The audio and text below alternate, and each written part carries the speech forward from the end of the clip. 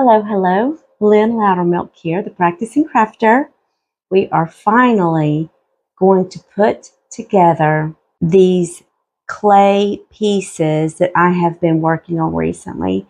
I have several shorts just where I have rolled out different pieces of air dry clay and stamped in some type of design or whatever on those. We are going to be making those into miniature mobiles, is what I normally call them. There will be a few tips along the way of how to do these types of things, maybe more economically, or things that sometimes will keep your project from coming together the way that you think it should. Stick around and see what we've been doing on these. One thing that I failed to video, whenever I do a clay project, I like to put something on the back of that project. So, for instance, this one says grateful on there, which I just stamped with some permanent ink and some letter stamps. This one has make a wish. And this guy has wonder, listen, breathe, and simplify on the back.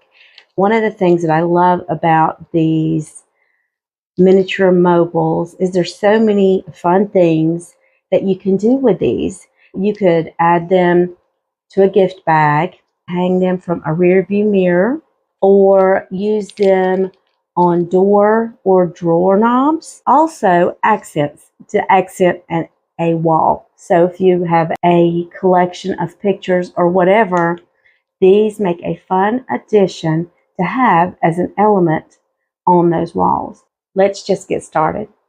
These are a few pieces that I have pressed out with the last little bit of my air dry clay. Now I'm just trying to get these ready by making sure that the holes are clear before I start anything else. And I need to go ahead and just sand down the rough edges. I am just grabbing a emery board and I'm just going to shave off a few rough edges. Now when you're working with air dry clay, you do want to be pretty careful because it is a delicate medium. We just want to make sure that we have none of that residue left on there where we just finished sanding down. Next step for prep is I am just using a clear gesso. I like to use different paints, a lot of different paints. Sometimes I use liquid acrylic. Sometimes I'll use alcohol inks, which are both, as you know, liquid heavy. Again, which liquid and air dry clay don't necessarily go together all that well. Adding a base before I add those types of paints will help. I also use some acrylic paints. I do like to use the FolkArt multi-surface acrylic paints. It will help with all of these. We are going to do both sides. If you use air dry clay, I would love to hear what kind of projects you like to do in the comments. So this first one is a little CHERISH mobile we're going to make. And I think I'm going to use some pinks. And I pulled a few. We're going to start with this watercolor gel. And if it's not working out for us, we're just going to go back and cover it up. I do always like to try out different types of paint on air dry clay just to see how they work with it. The thing about the water gels is it's like watercolor in that it gives you a translucent look, but you have a lot more control over them than you do regular watercolors because they are actually acrylic paints. And we may go back and add a second coat, but we are just going to let it dry first and see how we are feeling about it. I had wanted to experiment using the water colors on this heart, and while I think it worked out fine for this project, I just think it's too bright. So I am actually going to use vintage tea rose. Always, you know, when you're crafting, if something's not going right, it's okay. Just do it over. Use a mulligan. You get mulligans in crafting just like you get mulligans in golf. This is actually the vintage tea rose pink. A much more subtle pink, if you will. One coat, and it is covering over this pink vine. Just knock this out real quick. It's the FolkArt, just basic paint, suggests a 1 hour dry time. So I'm going to set this back before I do any more, and I'm going to let this have a good solid hour of dry time. These are dried thoroughly. And just to add a little more pizzazz, I am going to use a little of this rose gold metallic paper. So I have my Mod Podge, and I am just going to add little areas where I want this to adhere. I'm going to use some tweezers just to help me handle this a little bit. And we're just going to pop this down here. I'm going to pull the bulk of this away to the next section. I'm really just trying to hit the high spots right here. I don't know if you've ever used this or not, but it can be quite finicky. So you just have to keep that in mind when you're trying to work with it. Okay. Add a little at the bottom. All right, now I'm going to just set this to the side to dry for a few minutes. I think I'm really just going to try to focus on the flower in the middle for this one. Now we are just going to take the rest of this. I'm just going to place it over this flower. Gingerly place it over. And I'm going to let that dry.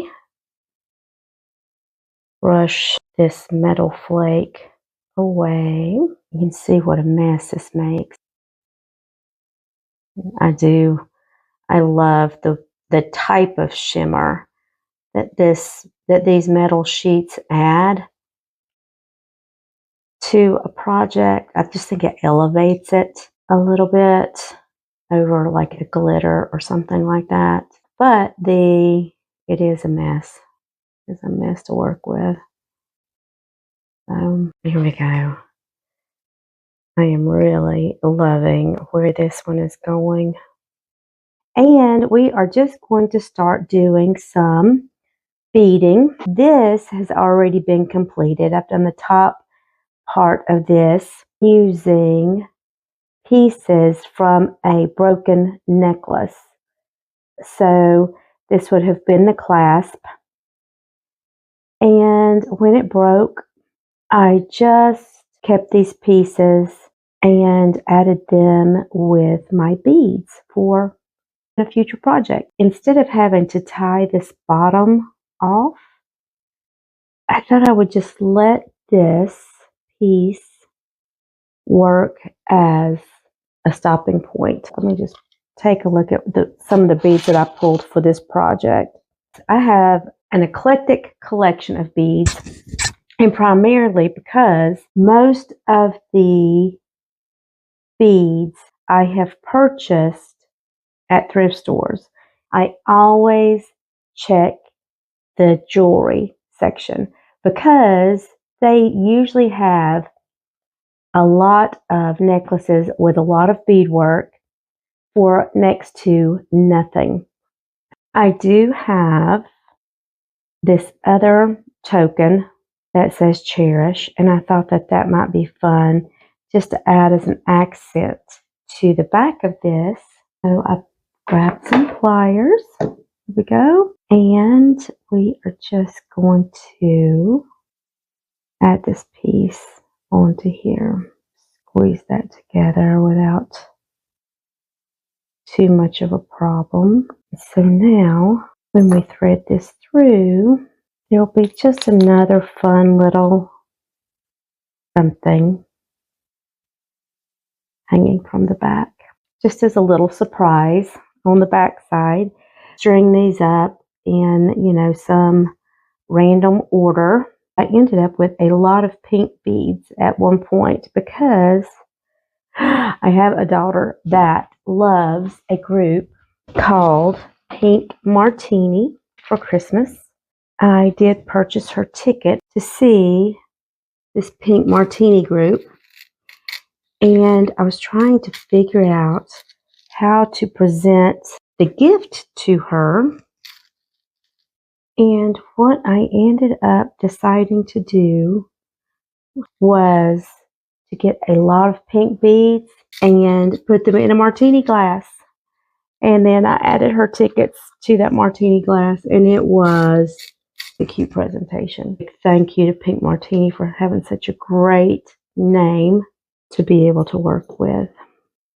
I love making these, but this one is actually going to just be added as an enhancement to a gift bag. And let's think about this. What if we take and we go in the front the way we want that to hang, so that's good.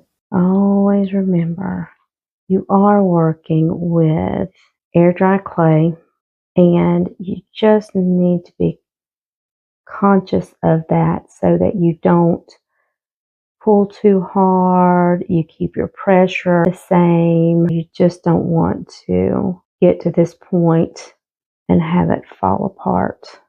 That would be disheartening. I would like for this Cherish to stand out a little bit more. I have a Sharpie, and it's just a really fine tip. I like that you can actually see it quite a bit better.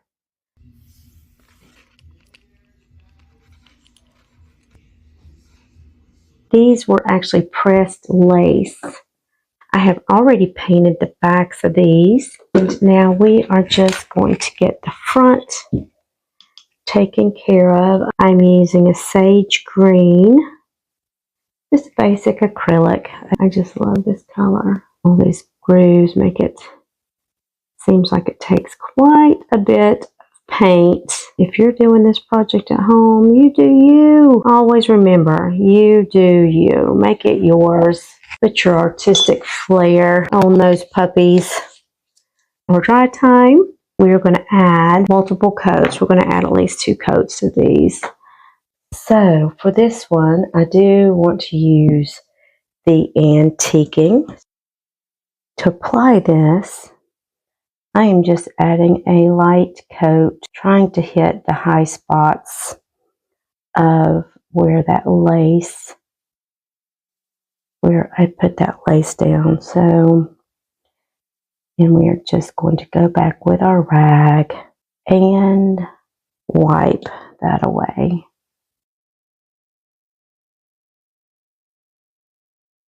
I love the way that it's turning out. I pulled a few beads. Let's see what we've got here. This is from a necklace that I shortened. So there's always so many things that you can find around your house to work with. I am going to see about pulling you and this back on here. Is that going to work for us? Let's use one of these, which these will open easily with pliers. Obviously way too easy. I shot that one across the room. Okay, so let's try again. And now we are just going to open up this O-ring. Again, we're just going to be really easy trying to make that happen.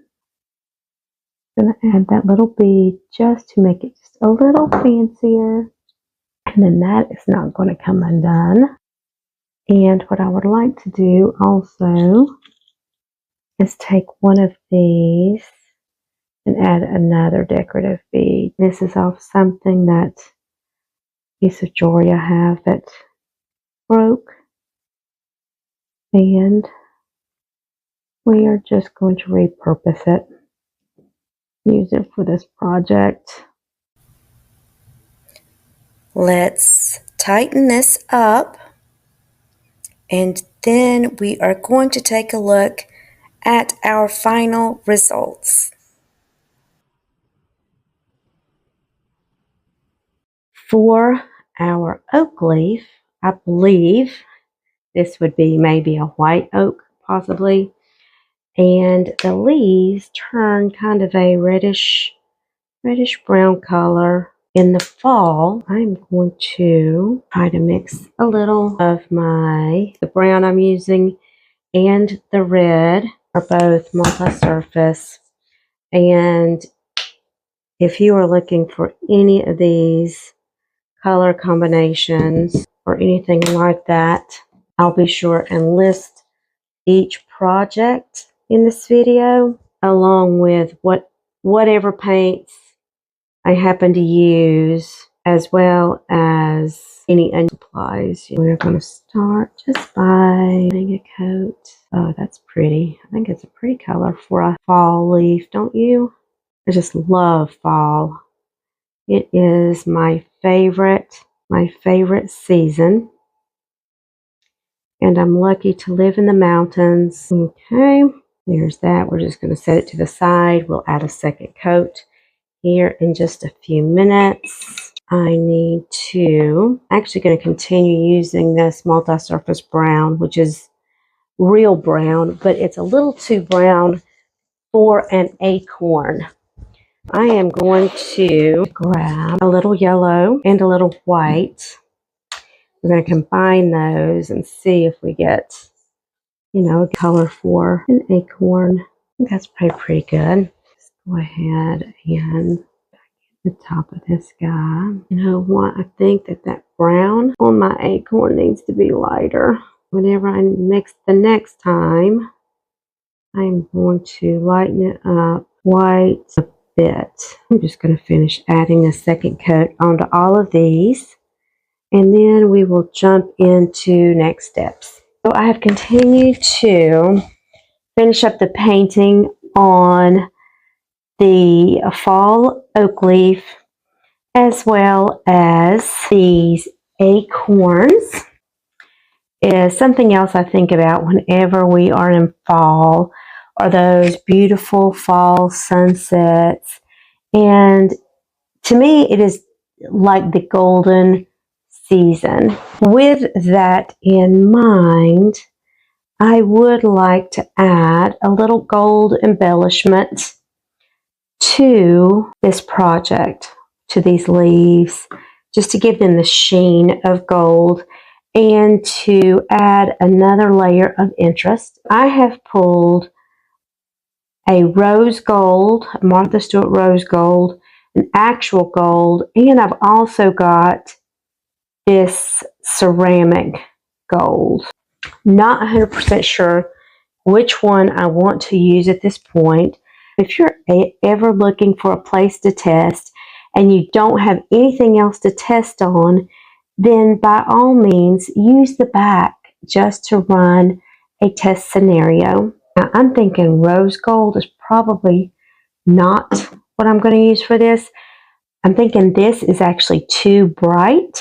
So we are going to start with a Martha Stewart multi-surface metallic gold.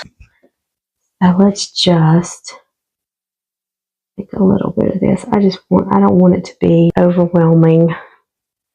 I'm just going to take and put it on the back of this. And I'm just going to rub that off, just like I would a stain. Let's just try it on the top also. See what we think. I like that. Okay, so I definitely like the gold on the acorn. Let's just try out a little on just, a small section of this leaf and see how we're feeling about it. Oh yeah, like that. I really like that. That is what we are going to do. And let's just finish up the back since we've already started it. I just want enough just to give it a pretty little sheen. We are going to do the same thing with our acorns. So I already did the back of that one.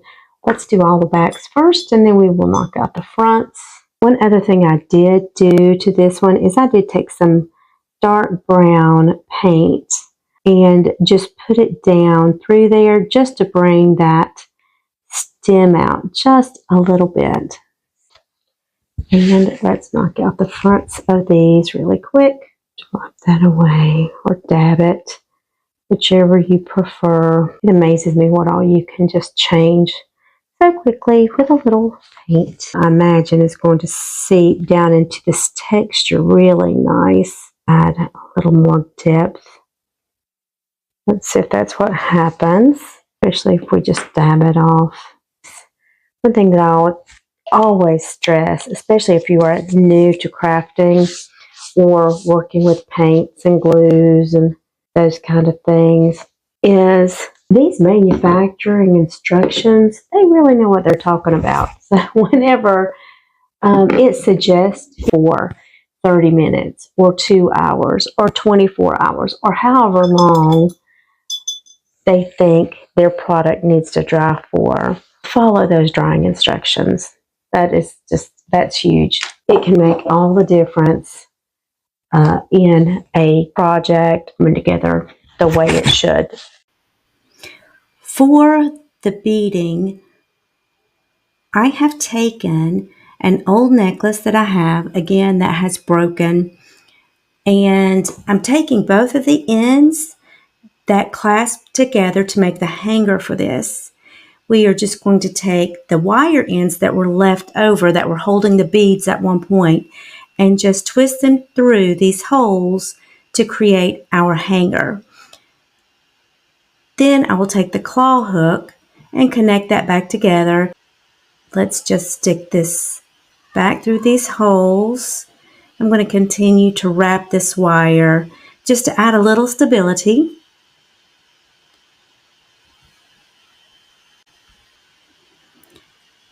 Next, I am just taking some twine, and the twine is really too thick, so I have divided the twine up into 3 pieces, just unraveling it.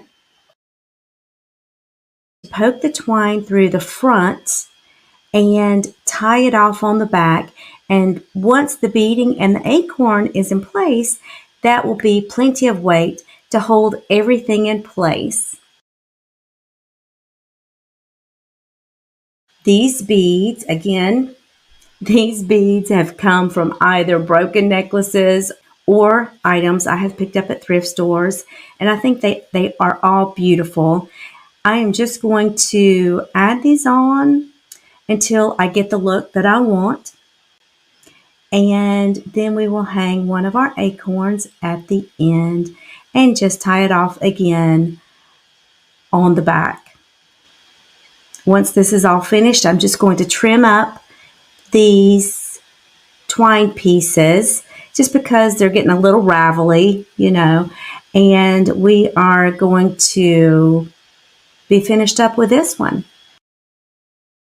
Again, I have went ahead and added 1 coat to the back of these pieces. They will get another coat probably, maybe not. And we're going to start painting the fronts. We are just using sterling silver. There's a drop and there's a drop. These are acrylic paints. They're going to dry 2 hours. All right, let's let that one dry. This one is going to be a little different. I don't know if you can see, but there is a moon and a star, a couple of little stars right here. And I am going to try my hardest to paint that moon. Let's paint the big part, and then we might go in with that spudger. Spudger is not actually your normal tool that you're going to find in a craft room. I happen to have one as I worked in technology, and it was a pretty common tool. Let's get a little bit of paint on here. You don't always have to use a paintbrush. We are going to let that one dry also. I have this Starry Night. It's a sugar metallic. Just don't know that a sugar metallic is what I want to use. for this project. Okay. Here's just a scrap sheet of paper. I'm trying to make a decision between mixing a blue and a black, just basic acrylic paint, or using this sugar metallic paint. So before I do that, I am just going to put a little bit of this down and see how I'm feeling about that. I'm really liking that. Okay, so that's what we're going to do. I'm going to start with the rim because it looks like the easiest. This sugar metallic is an interesting paint if you've never used it. It does a couple of things. It adds a nice sheen. It also has a texture to it. I'm going to grab my needle tool to help me get paint in these spots. My hand is just not that steady. I wish it was. I'm always so jealous of people that have such a steady hand and beautiful handwriting and all of those things, but that's not me. So we are going to let this guy dry. I've got a few little rough edges, a little rougher than I would like. We are just going to make use of those rough edges and just add a little more embellishment. I'm going to grab just this scrap sheet of paper to help a little bit with some cleanup here in a minute. Got my metal paper here. I'm going to put that around here, and we'll just add a little extra element to this guy. Let that dry. Let's do another one. Get another paintbrush to work with. This is just a soft bristle brush. We are going to quickly just rub away this foil paper. For a few of these components, let's grab another necklace.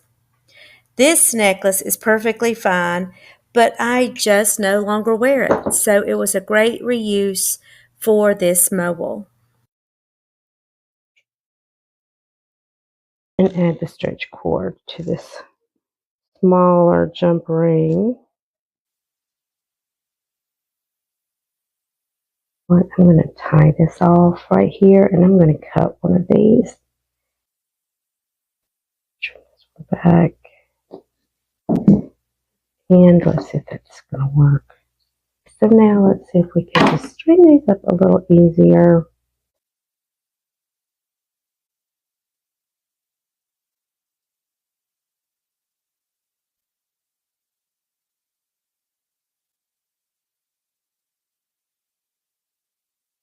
Do this easily so we don't crush our clay.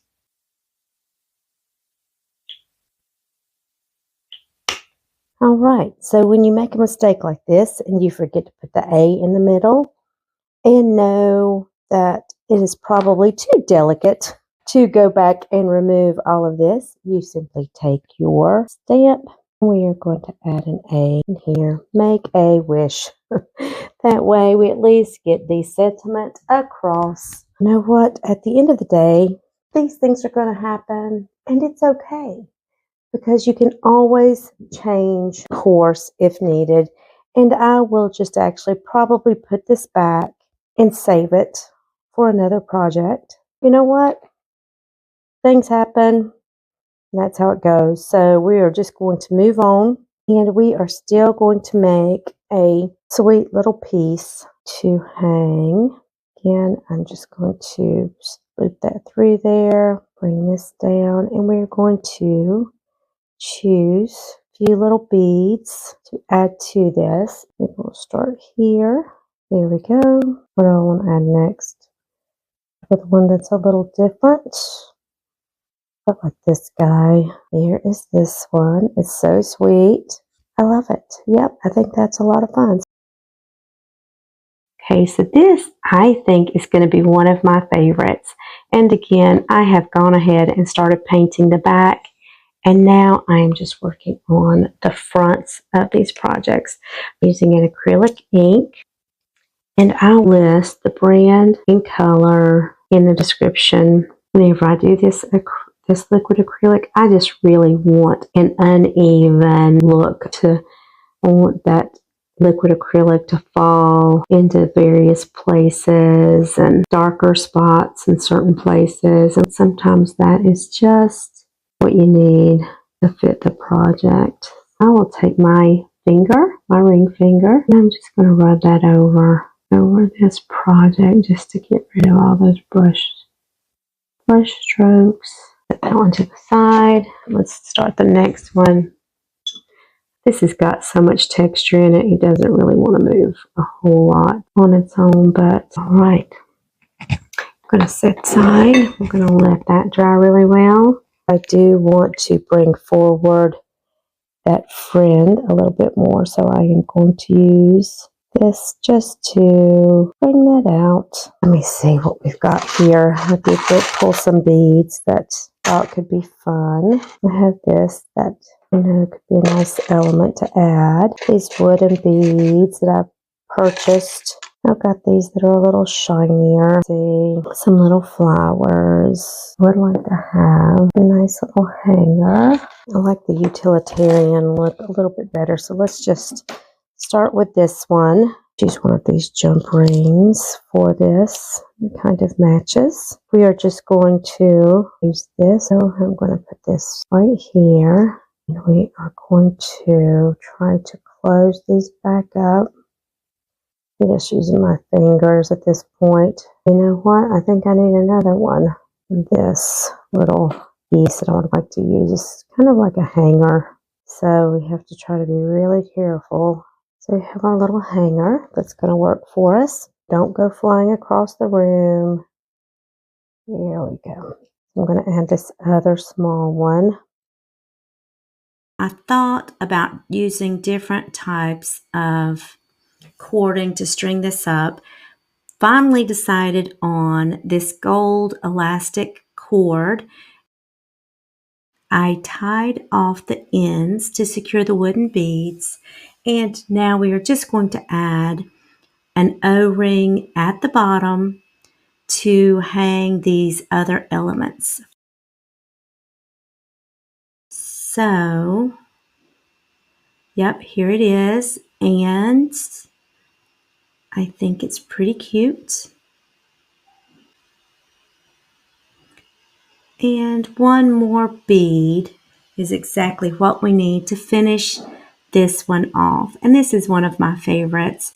I already know where this one is going, and I can't wait to add it to a gift bag. All right, so as we finish up, those are 5 different miniature mobiles that you can make for a variety of things. The lessons in this are, number 1, observe those dry times. Number 2, always look around your house for things that you can use or that are broken. And number 3, certainly be sure and get out and check out those thrift stores and the jewelry sections to get some fun beads to use for your projects. And until next time, get out there, create something fun, make it yours, and enjoy the process. Bye.